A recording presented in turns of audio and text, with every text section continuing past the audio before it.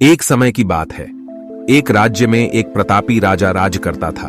एक दिन उसके दरबार में एक विदेशी आगंतुक आया और उसने राजा को एक सुंदर पत्थर उपहार स्वरूप प्रदान किया।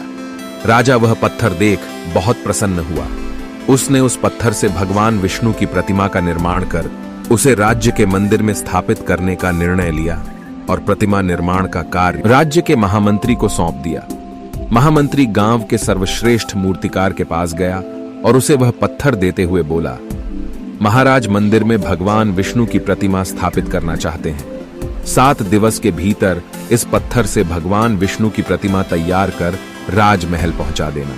इसके लिए तुम्हें 50 स्वर्ण मुद्राएं दी जाएंगी। 50 स्वर्ण मुद्राओं की बात सुनकर मूर्तिकार खुश हो गया और महामंत्री के जाने के उपरांत प्रतिमा का निर्माण कार्य प्रारंभ करने के उद्देश्य से अपने औजार निकाल लिए।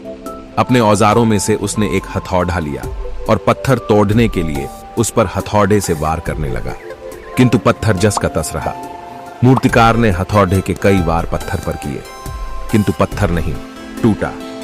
50 बार प्रयास करने के उपरांत मूर्तिकार ने अंतिम बार प्रयास करने के उद्देश्य से हथौड़ा उठाया, किंतु यह सोचकर हथौड़े पर प्रहार करने के पूर्व ही उसने हाथ खींच लिया कि जब 50 बार वार करने से पत्थर नहीं टूटा तो अब क्या टूटेगा। वह पत्थर लेकर वापस महामंत्री के पास गया और उसे यह कह वापस कराया कि इस पत्थर को तोड़ना नामुमकिन है, इसलिए इससे भगवान विष्णु की प्रतिमा नहीं बन सकती। महामंत्री को राजा का आदेश हर स्थिति में पूर्ण करना था, इसलिए उसने भगवान विष्णु की प्रतिमा निर्मित करने का कार्य गांव के एक साधारण से मूर्तिकार को सौंप दिया।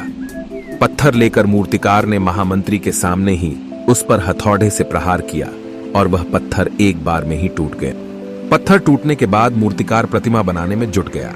इधर महामंत्री सोचने लगा कि काश पहले मूर्तिकार ने एक अंतिम प्रयास और किया होता तो सफल हो गया होता और 50 स्वर्ण मुद्राओं का हकदार बनता। सीख मित्रों, हम भी अपने जीवन में ऐसी परिस्थितियों से दो चार होते रहते हैं। कई बार किसी कार्य को करने के पूर्व या किसी समस्या के सामने आने पर उसका निराकरण करने के पूर्व ही हमारा आत्मविश्वास डगमगा जाता है और हम प्रयास किए बिना ही हार मान लेते हैं।